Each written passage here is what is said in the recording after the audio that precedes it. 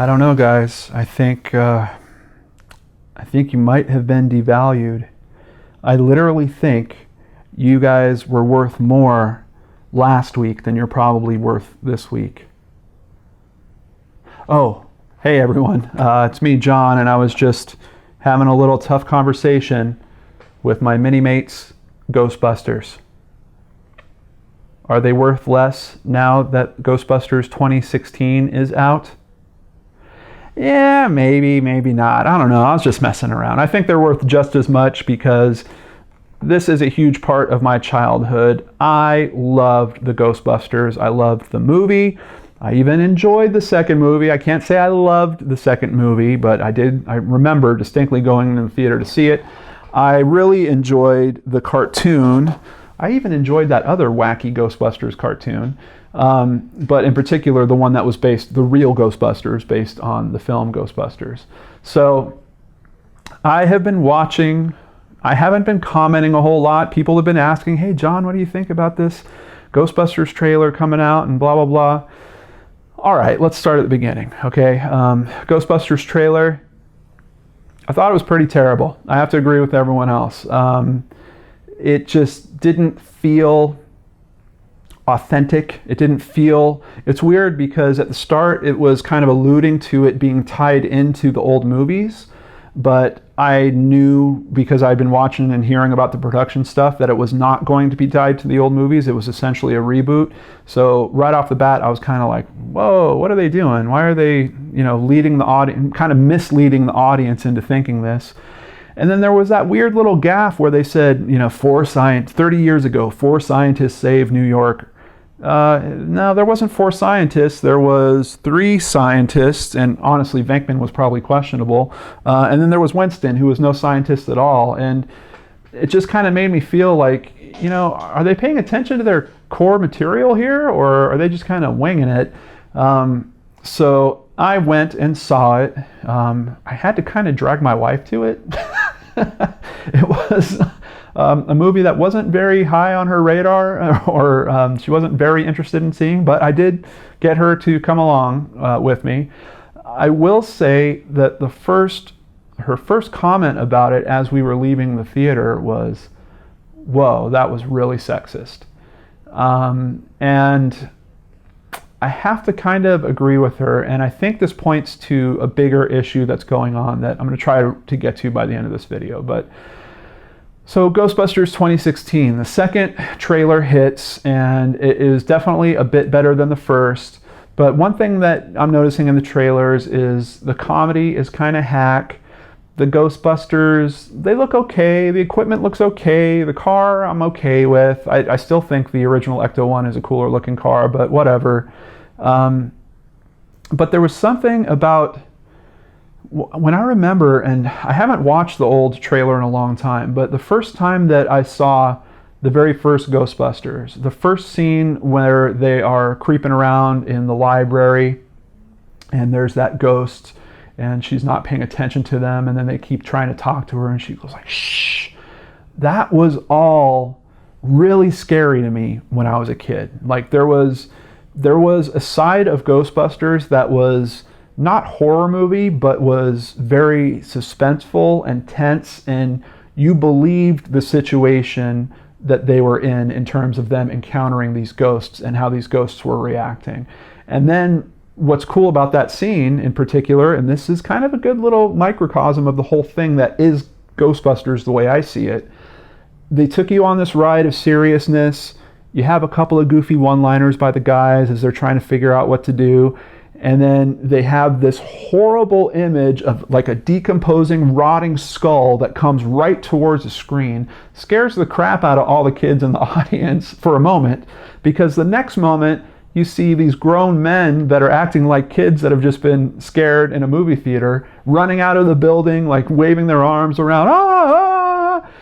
And there is a big relief of tension at that point. And that is it's almost its own type of joke format. Because comedy, if you look into comedy, a lot of it is about creating tension and then relieving that tension. And Ghostbusters did that in a very unique way because they were creating tension using elements from scary movies, but then relieving that tension with Saturday Night Live inspired comedy.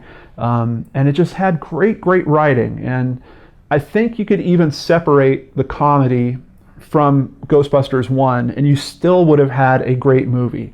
The concept was interesting.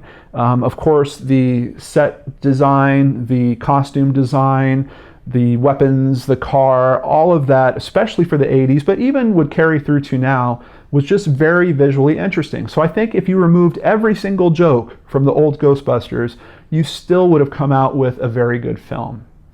So now we go into Ghostbusters 2016, and I'm hearing all the buzz. I literally went running, I think the day before I saw it, and I was listening. Sometimes I listen to NPR in my headphones when I'm running around here. And they were talking to someone that had seen the movie, and they brought up Cinemassacre, which if you don't know Cinemassacre, it's a YouTube channel. If you've heard of the Angry Video Game Nerd, that is that channel.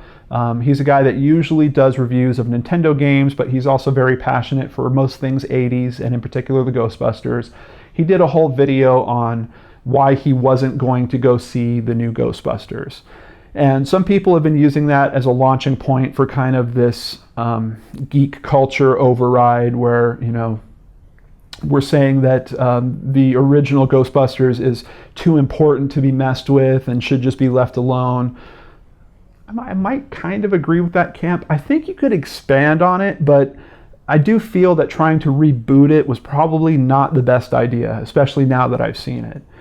Ultimately, I didn't think it was a terrible movie. I thought that there was some things in it that were kind of enjoyable. It felt to me more like something that the cartoons would have done than the movies. And as a matter of fact, even the writing that was going on in this felt like television show writing. It didn't feel like big budget, big feature, big screen writing to me. And I did look up the writing credits before I went, because I was wondering, and this was the point I was going to mention earlier, and now I'm coming back to. I was wondering, since everyone's considering this, oh, this is finally the female Ghostbusters we've all been waiting for, and everyone can, you know, get behind kind of this movement of women can do this too. Take a look at the credits that are going on there. You have a man directing it. You have a team of, I think in terms of IMDb, I think there's 5 names credited as writers. Only one of them is a woman. The humor in this is super juvenile. Like the first 5 or 10 minutes in particular are really rough in terms of humor. You get some of the dumbest fart jokes. Seriously. And hey, I love a good fart joke, okay? But I'm telling you, you get the dumbest fart jokes you've ever heard in the first 5 or 10 minutes.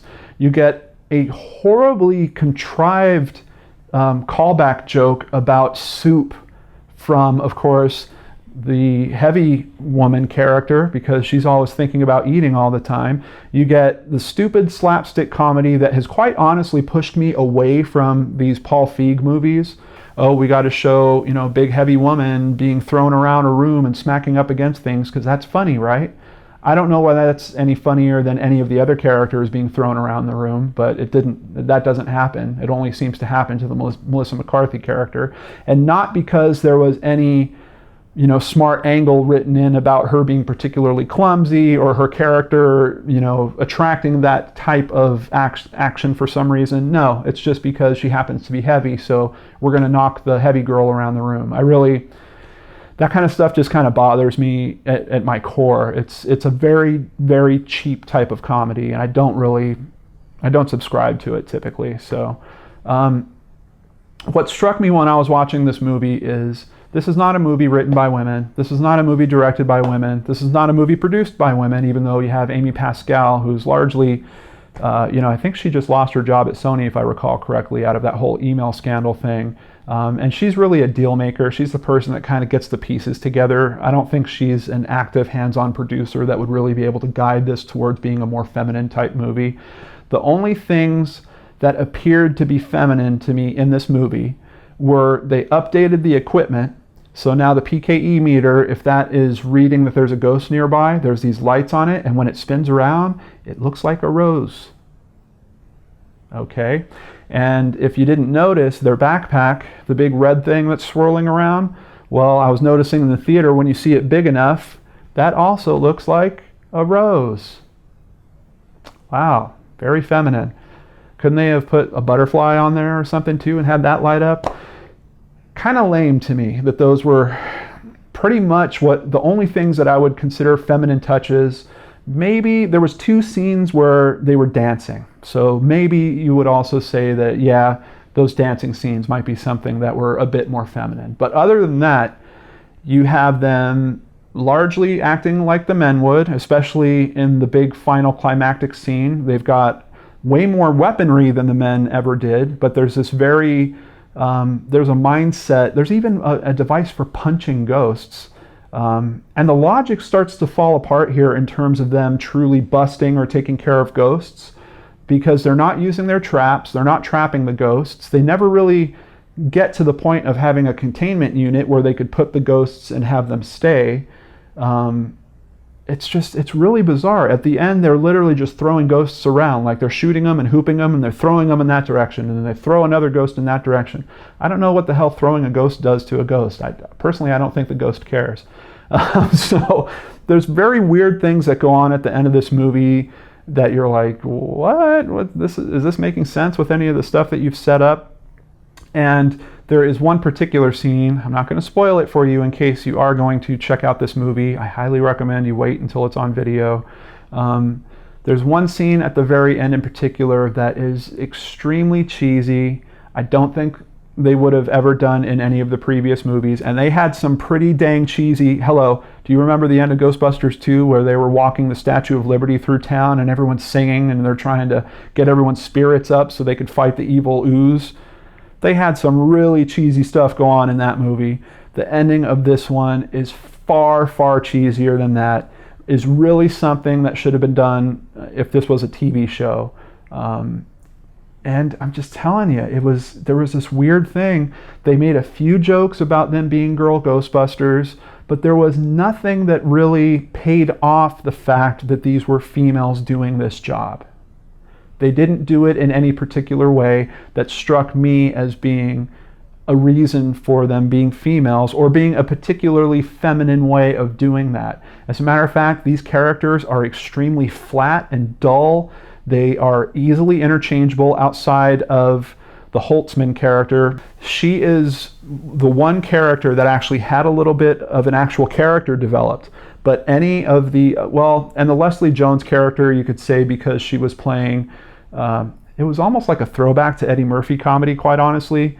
But the other two were completely interchangeable, very flat personalities. There wasn't a lot of good synergy that seemed to be going on amongst the cast. And I think I was most disappointed in Kristen Wiig.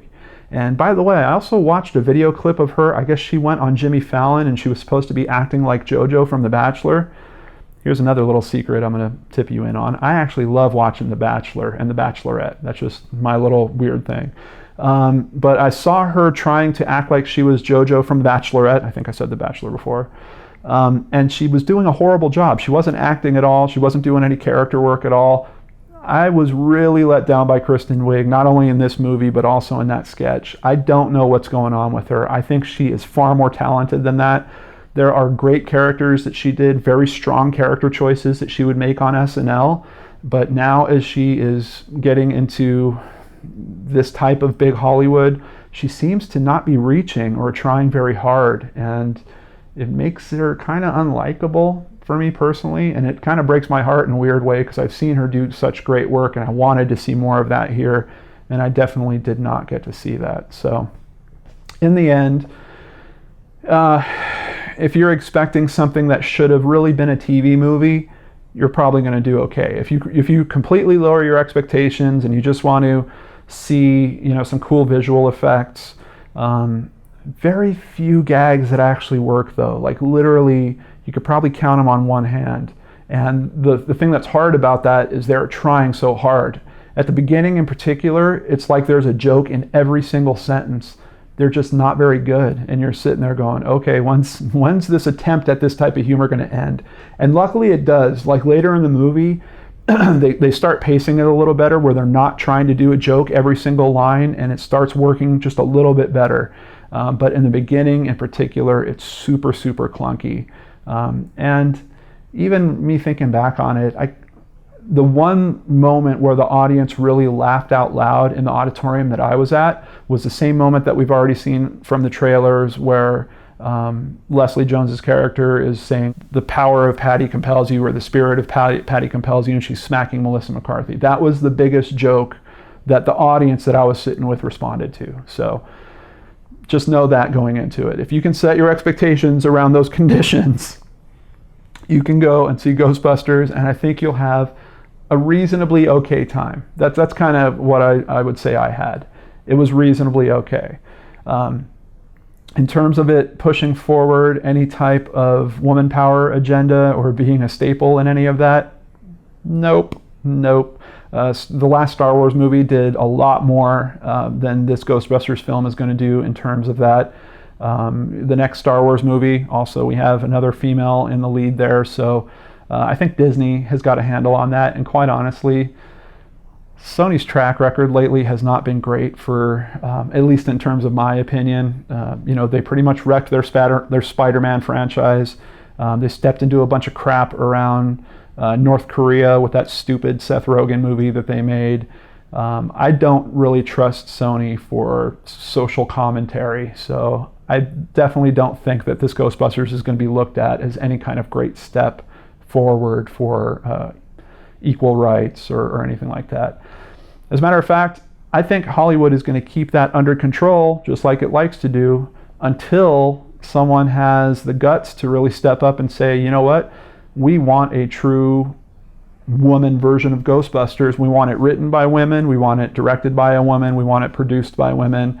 And at that point, I would be extremely interested to see how it could be different, because this one was like a bad copy of a bad copy. It wasn't very different. It wasn't very original. And man, I don't know. It just leaves you at the end with this feeling of kind of feeling incomplete. Like you wish that there was more thought that had gone on into it, and you wish that there was definitely better performance that had come out of it, and it just kind of fell flat on both those fronts. So I think I've talked about it enough. Tell me what you thought about Ghostbusters. I haven't heard a lot of opinions from my friends yet, so I'm leaving that up to you. Drop it in the comments below. Did you see it? Did you like it? Also, I'm going to ask that you please be respectful to others about it. I don't see this as a man versus woman thing. I don't see that at all. Is there potentially a thing about geek culture saying that the original Ghostbusters is sacred? Yeah, I think that that's fair conversation worth having. But quite honestly, any comments about, why are women trying to ruin something that men did or something like that, I'm probably not going to pay any attention to. But anyway, thank you so much for hanging out with me on this edition of the Geek Corner. And yeah, despite what some people said, I can still go and watch the good old 1984 Ghostbusters whenever I want. It's still there, right over there. I can go pick it up and watch it. It's not going to be ruined by a bad reboot, if that's truly what this is, but you let me know. I hope you're having a great week. Take care, and I'll catch you on the next show on the Geek and Dorks channel.